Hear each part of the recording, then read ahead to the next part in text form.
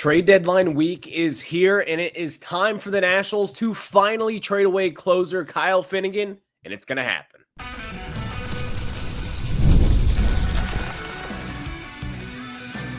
You are Locked On Nationals, your daily Washington Nationals podcast, part of the Locked On Podcast Network, your team every day.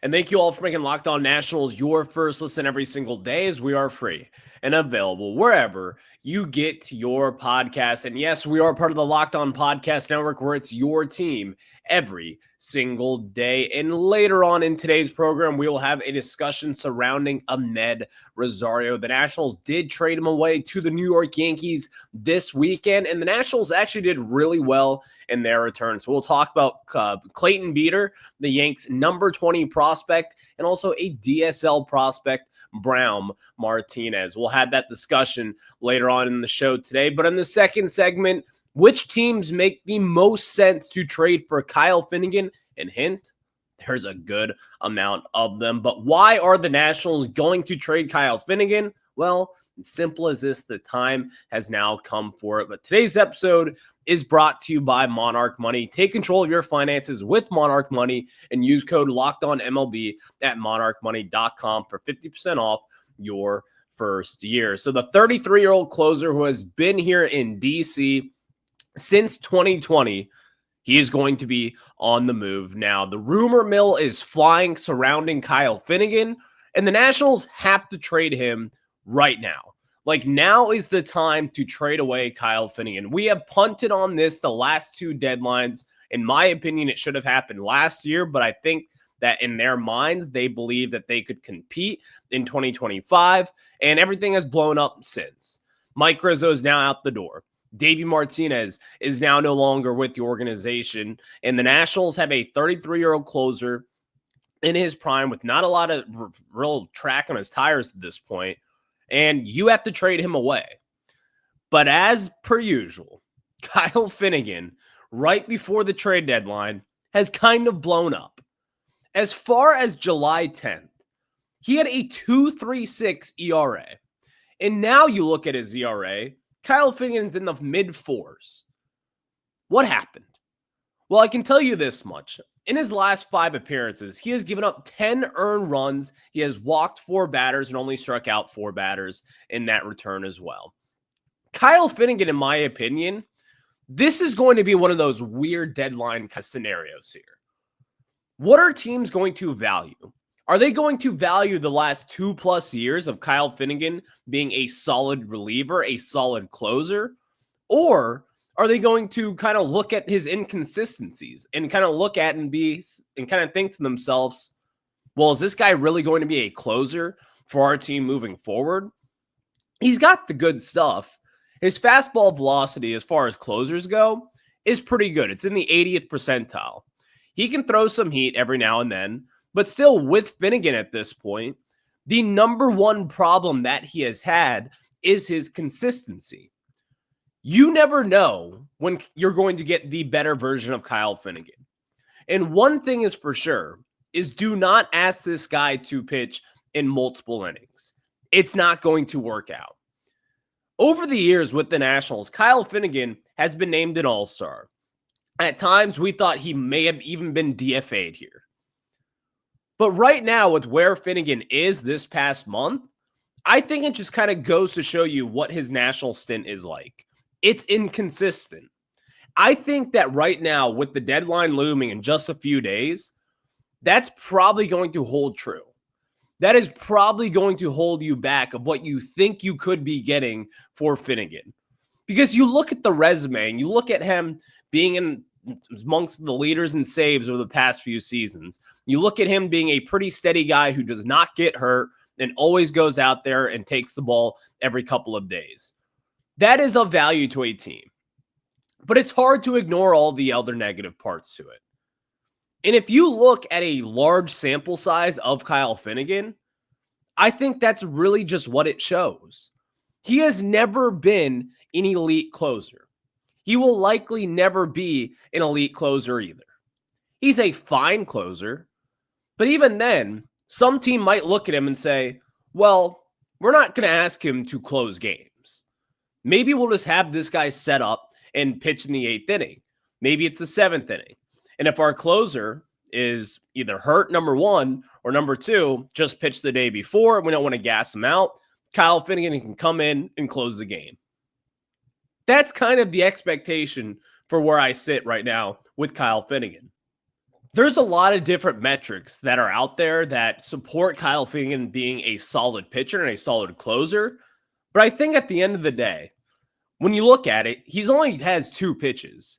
He throws his fastball 66% of the time and a splitter at 29% of the time. And then he mixes in a slider at nearly 5% of the time. That's relatively common, I would say, for some closers out there. Like you've got a 2-pitch mix and you're going to use a fastball heavy rotation there, or you've got a splitter or a changeup. We all know the differences here. But where Kyle Finnegan has struggled is, again, his consistency. Over the past few years, we have seen Finnegan go in and have these elite stretches during the summer. And then when the clock hits July, that's when everything just goes haywire. That's when he starts to blow games. That's when he gives up 5 earned runs in an appearance like he did last week. That's when he gives up 3 earned runs in his next appearance out there.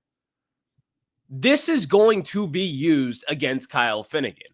And I think right now, at where the Nationals stand, a lot of people kind of expect like a good return for Finnegan because we've seen all the good stuff here. And when he is really good, then Kyle Finnegan is really good. He is one of the top closers in baseball. But when he is bad, and it's relatively common, then things go poorly. And when things go poorly for your closer, and when you can't have a consistent stretch, you are not a good major league closer. That's the fact of the situation here. Maybe some team out there sees Kyle Finnegan as a closer down the stretch. Maybe they see him as a setup guy. But either way, I'm not sold on the fact that you are going to be getting a ton in return for someone who could be an all-star closer for this team. And with where we are right now, with his walk rate in the 38th percentile, his strikeout rate only in the 30th percentile, you've got some issues here. His chase percentage for a closer, not too great, in the 27th percentile there, according to Baseball Savant.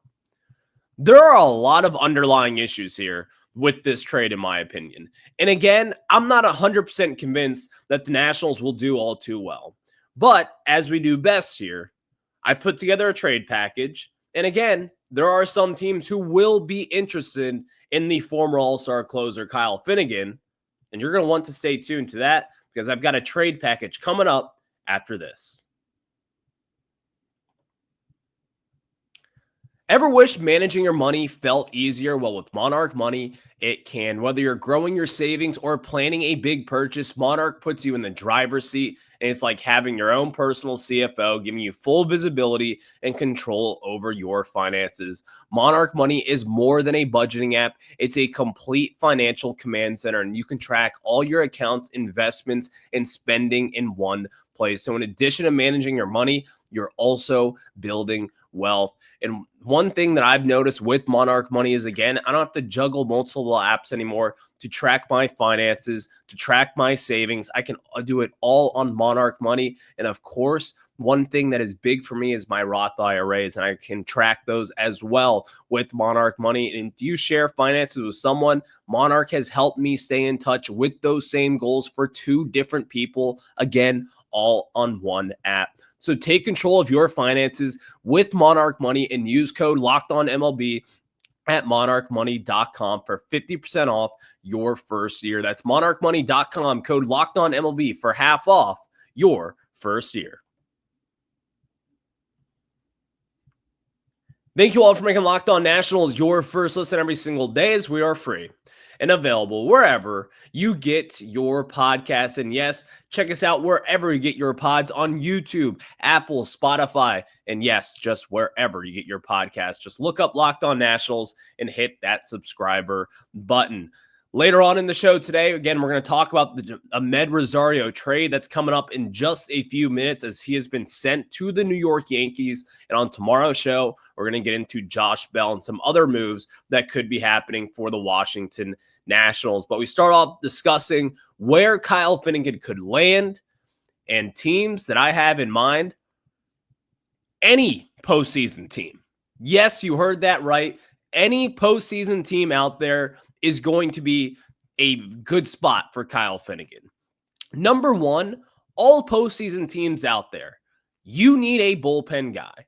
If you are the Yankees, the Brewers, the Dodgers, the Cubs, it makes sense for anyone and everyone out there if you're contending for a postseason spot. Now, I did narrow it down to one team that I do believe could kind of make a stretch for him and who may actually give you the best possible package, and that is the Los Angeles Dodgers at this point.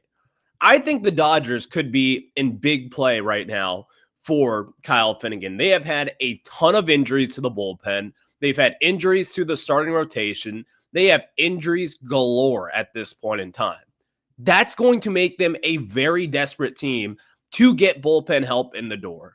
They went all in this offseason on spending on their bullpen, and unfortunately, a lot of those guys have been hurt and may have just not been too great at this point. But the Dodgers still will have their eyes on getting bullpen help. The trade package that I put together for this deal, I think would make a lot of sense for the Nationals, and honestly, I think it makes the most sense for both teams. Right now, coming back from the Dodgers in this trade, I have their number 22 prospect who is MLB ready, Kyle Hurt. Kyle Hurt, if you look at with the Los Angeles Dodgers at this point, he has appeared with the Major League squad here recently, has had 3 appearances so far this season, 6 2/3 innings pitched. But if you look down what he has done in AAA with Oklahoma City, he's put together a really good year. He's 27 years old at this point. A former 5th-round pick by the Marlins has come in here with the Dodgers and has been a really good relieving option for them. Over the past 2 seasons, last year in 2020, or actually in 2023, he had a really good season with them, a 3.91 ERA between 2 different clubs. And then in 2024, in 13 appearances, he did have 13 appearances as well. But Kyle Hurt, and unfortunately for him, he is hurt right now. But I would think that the Nationals would want to generate some sort of idea for him. Like, this is someone who could be a reliever down the road for this team. And you might be selling or buying a little low on him at this point. But with the injuries and right now where he stands, I think the Nationals could easily get a trade package surrounding him.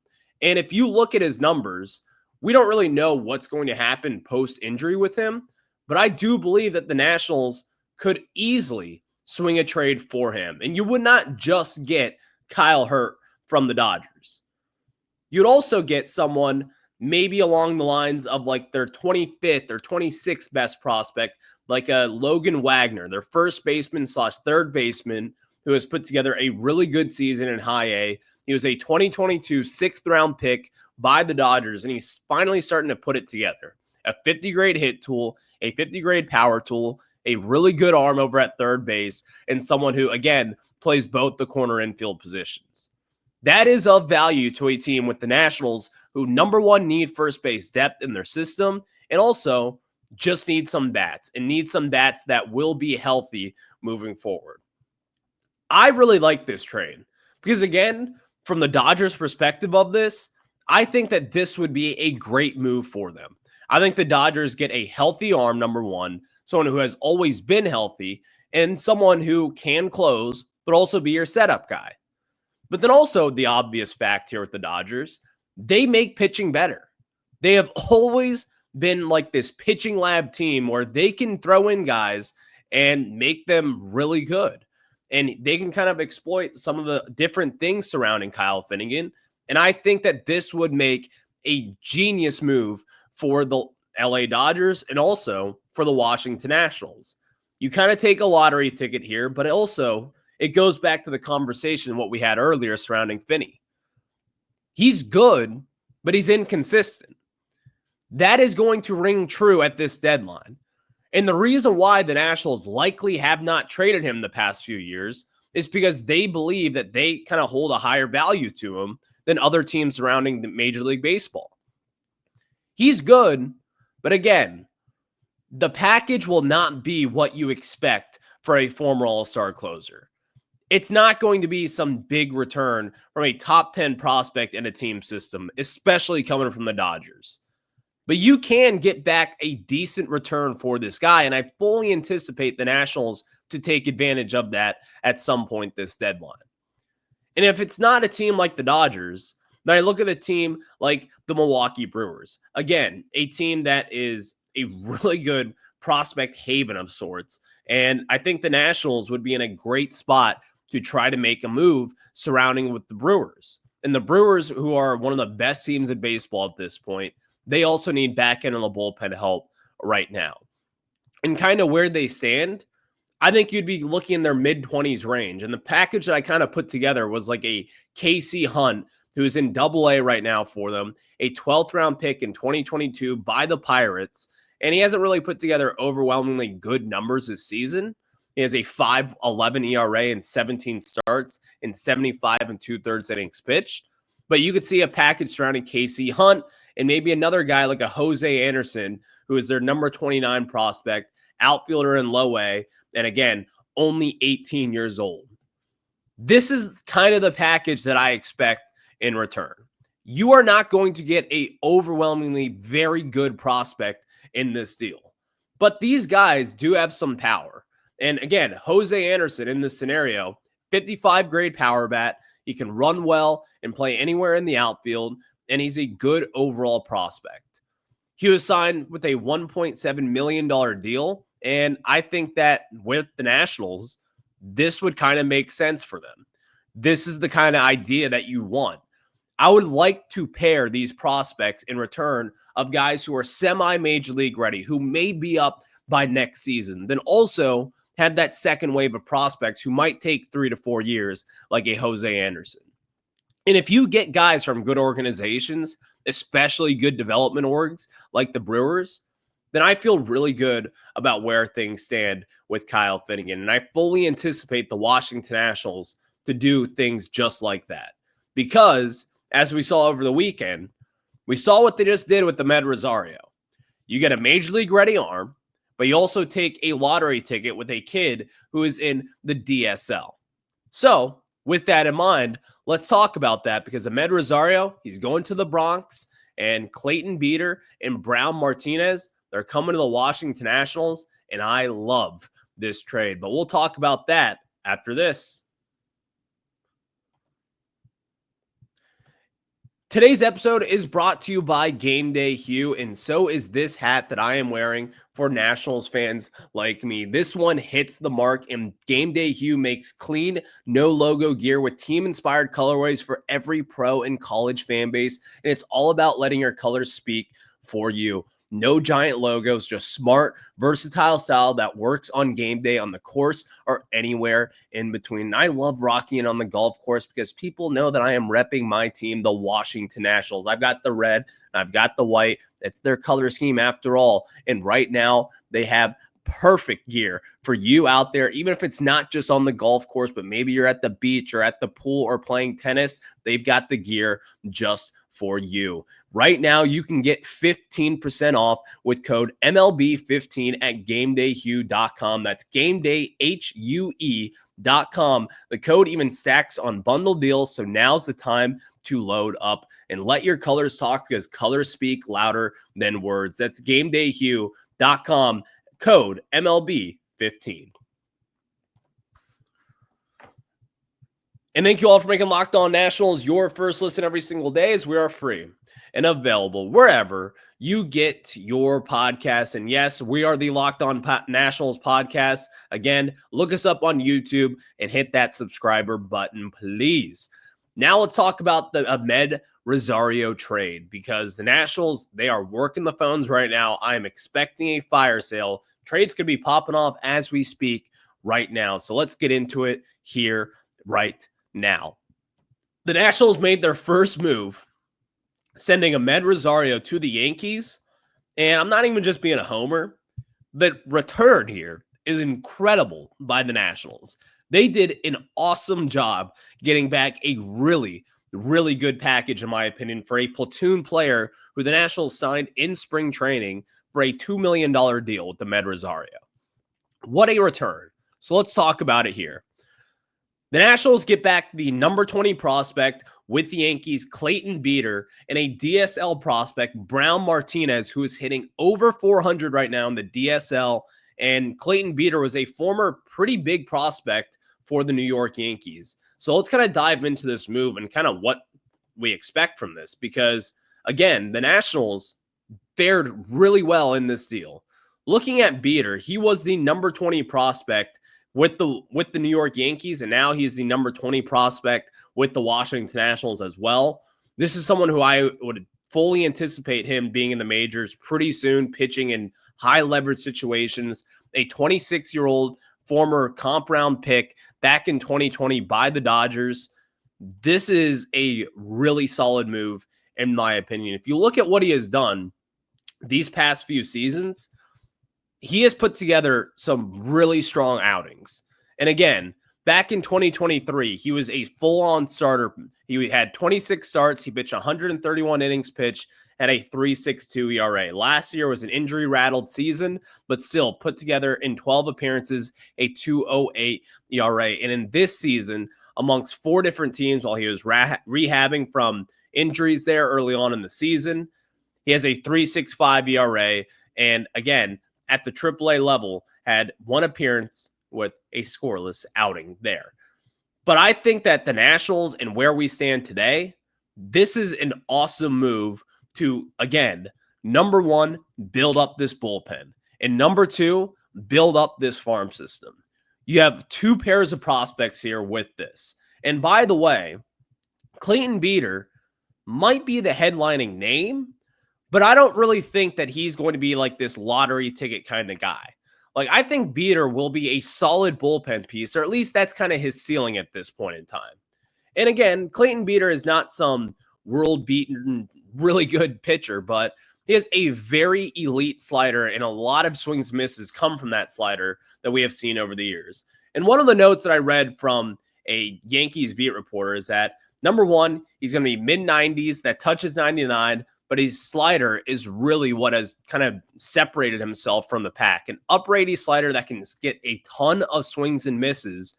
That's going to be his wipeout pitch, and I fully anticipate seeing that with the Nationals sometime soon here.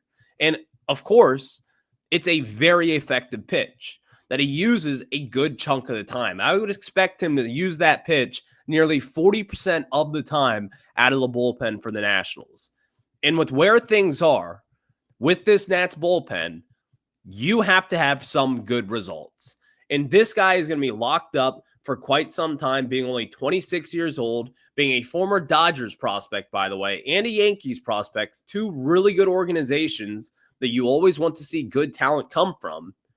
This makes a ton of sense for the Nationals. And when I saw that move, I was pretty giddy, because I remember a few years ago, people were talking about Clayton Beeter being like a headlining deal for trades.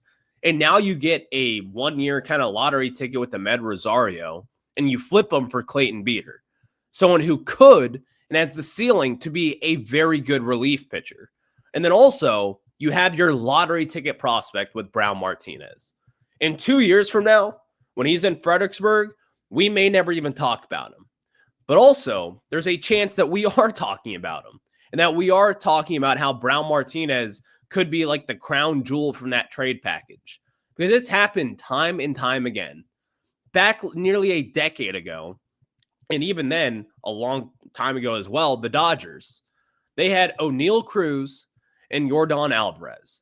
2 guys who are superstars in baseball, all-star caliber players, and just all-around great players. They were those lottery DSL kind of guys that the Dodgers shipped off and, of course, became all-star players for the Pirates and as well as the Houston Astros.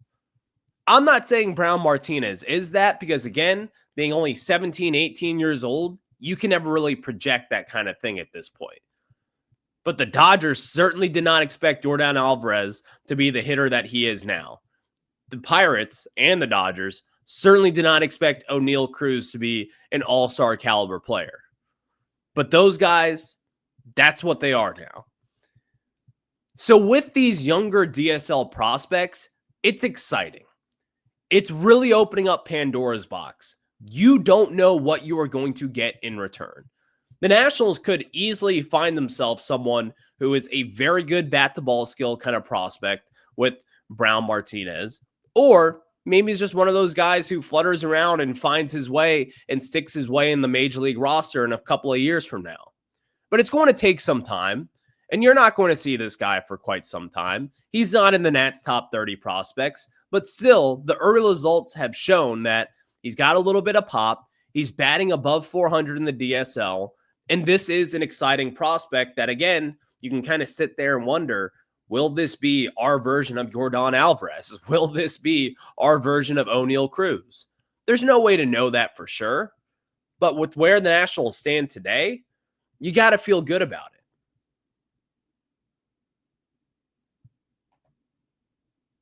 So we'll see what Mike DeBartolo and the Washington Nationals have in store for themselves moving forward the next few days as we fully anticipate Josh Bell to be moved. Mackenzie Gore, the trade rumors are swirling out there. You have to think to yourself, where there's smoke, there might be some fire for the Washington Nationals. And then, yes, of course, plenty of others out there. The Nationals are expected to have a fire sale, and it's the right thing to do for this team and for this organization. But on tomorrow's show, someone who has been probably the hottest bat over the last few months for the Washington Nationals, Josh Bell. Yes, he is going to be traded again by the Washington Nationals, and I think it's going to be a really good return for what the Nationals initially thought would be a DFA candidate for him at least a few months ago. So I will have that discussion for you on tomorrow's Locked On Nationals. But until then, go Nats. I will catch you on the flip side, and keep your eyes on Jeff Passan for any big-time Nationals tweets. And yes, keep an eye on myself as well at Ryan Clary 11 over on Twitter. I'll catch you on the flip side. Have a good one. Go Nats.